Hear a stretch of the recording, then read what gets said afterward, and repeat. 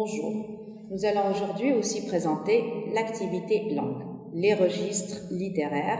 Notre objectif, c'est reconnaître les registres pathétiques et tragiques qu'on a dans les œuvres de cette année de première année bac. D'abord, on lit le premier texte. C'est un texte tiré du roman à thèse Le dernier jour d'un condamné. Condamné à mort. Voilà 5 semaines que j'habite avec cette pensée, toujours seule avec elle, toujours glacée de sa présence, toujours courbée sous son poids. Maintenant, je suis captif. Mon corps est offert dans un cachot. Mon esprit est en prison dans une idée, une horrible, une sanglante, une implacable idée. Je n'ai plus qu'une pensée, qu'une conviction, qu'une certitude, condamnée à mort. Première question, de quoi parle le personnage dans ce texte? Relève le champ lexical de la mort. Quels sont les mots et les expressions qui démontrent sa souffrance psychologique? Quel type de phrase utilisée au début du texte, du passage? Que cherche-t-il à exprimer? Selon vous, quel temps ou registre le narrateur a utilisé pour exprimer ses sentiments? On va répondre petit à petit à ces questions-là. Nous voyons bien que le personnage utilise un champ lexical de la mort. Sa souffrance psychologique, la détresse du personnage, est exprimée par son obsession par la mort. J'habite avec cette pensée, courbé par son poids, glacé par ses présences. Puis, il a utilisé les exclamations « condamné à mort » au début et à la fin de la phrase. De plus que la figure de style à gradation. Horrible, une sanglante, une implacable idée, je n'ai plus qu'une pensée, qu'une conviction, qu'une certitude. En général, le condamné à mort, dans le dernier jour d'un condamné, ne peut changer le cours de son destin. Il sait que sa mort est inéluctable, c'est-à-dire inévitable. Les multiples évocations du temps qui passe précipitent la fin du roman et font partager le sentiment d'angoisse, d'oppression du condamné. Ce compte à rebours accentue le tragique et souligne l'impuissance des êtres face au temps qui s'engrène inlassablement. Donc, la tonalité ou le registre littéraire utilisé dans ce texte ne peut être que le registre tragique. Donc, en d'autres termes, le registre tragique est, de manière complètement simple, c'est le fait d'exprimer la fatalité, la douleur et la mort. Le tragique implique nécessairement la mort. Il faut qu'il y ait la mort dans le texte. On peut avoir la mort d'un ou de plusieurs personnages. Le dernier jour d'un condamné, on a la mort du personnage, le personnage narrateur. Dans Antigone, on aura bien sûr la mort d'Antigone elle-même, de Démon et Eurydice. Donc on aura 3 morts dans le texte. Ainsi, tragique veut dire que l'homme marche inexorablement, c'est-à-dire inévitablement, vers son destin, qu'il n'a pas choisi d'ailleurs, un destin mortuaire, c'est-à-dire mort. L'atmosphère et les événements rappellent donc tout le temps cette fatalité. On peut noter que le tragique utilise des champs lexicaux propres à la douleur, la mort, la fatalité. Cet exemple chapitre 1 illustre bien le champ lexical de la mort et de la douleur psychologique.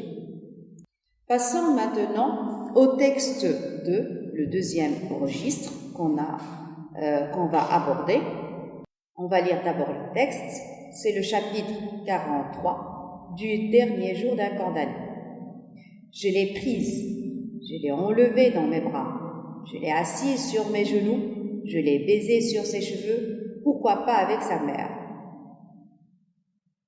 Elle la regarde à l'air étonné, caressée, embrassée, dévorée de baisers et se laissant faire.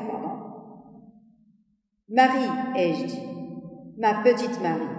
Je la serrai violemment contre ma poitrine enflée de sanglots. Elle a poussé un petit cri. « Oh, vous me faites du mal, monsieur, m'a-t-elle dit. Monsieur, il y a bientôt 1 an qu'elle ne m'a pas vue, la pauvre enfant. Elle m'a oublié, visage, parole, accent. Et puis, qui me reconnaîtrait avec cette barbe, ces habits et cette pâleur? Quoi? Déjà effacée de cette mémoire, la seule où j'eusse voulu vivre? Quoi? déjà pu père, être condamné à ne plus entendre ce mot de la langue des enfants, si doux qu'il ne peut rester dans celle des hommes, papa. Et pourtant l'entendre de cette bouche, encore une fois, une seule fois, voilà tout ce que j'eusse demandé pour les 40 ans de vie qu'on me prend. Hélas, n'aimer ardemment qu'un seul être au monde, l'aimer avec tout son amour et l'avoir devant soi, qui vous voit et qui vous regarde, vous parle et vous répond, et ne vous connaît pas. Ne vouloir de consolation que de lui, et qu'il soit le seul qui ne sache pas qu'il vous en faut parce que vous allez mourir. Mon cœur est brisé, je suis bon pour ce qu'ils vont faire. Alors, le texte 43, comme vous le savez, parle de ses retrouvailles avec sa fille. La première question, de quoi, on a déjà répondu de quoi parle le personnage de ce texte. Vous relevez les expressions qui montrent son affection envers sa fille, quel type de phrase utiliser au début du passage et que cherche-t-il à exprimer, quel temps ou registre a-t-il utilisé. Bien, alors on a relevé les expressions d'affection. Je l'ai prise, je l'ai enlevée, je l'ai assise. Les participes passés, on a les caresser, embrasser, dévorer. Des exclamations qui expriment la pitié et la souffrance du narrateur. Marie, ai-je dit ma pauvre Marie, la pauvre enfant. Et on a d'autres exemples. On appelle ce registre-là par registre pathétique. Qu'est-ce qu'un registre pathétique?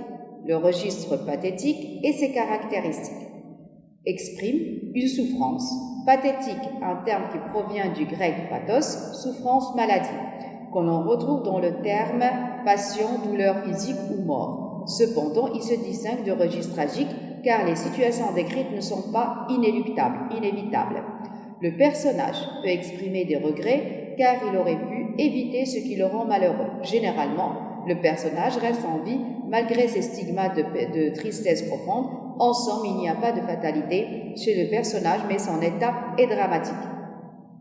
Exemple, extrait du chapitre 1 du dernier jour d'un condamné, où le registre tragique et pathétique se retrouvent, exprimant la douleur psychique, surtout du condamné, et suscitant ainsi la pitié du lecteur. Le passage, vous l'avez en rouge. Quoi que je fasse, elle est toujours là, cette pensée infernale, comme un spectre plombe à mes côtés, seul et jaloux, chassant toute distraction. Donc ce passage-là, il est entre ce qui est tragique, puisqu'il parle de sa propre mort, et en même temps pathétique, puisqu'il parle de sa souffrance psychique. Vous lisez, voici les exercices pour approfondir, lisez ces extraits et distinguez le registre pathétique, le registre tragique et dites pourquoi. Vous trouverez les réponses ci-jointes dans ce document.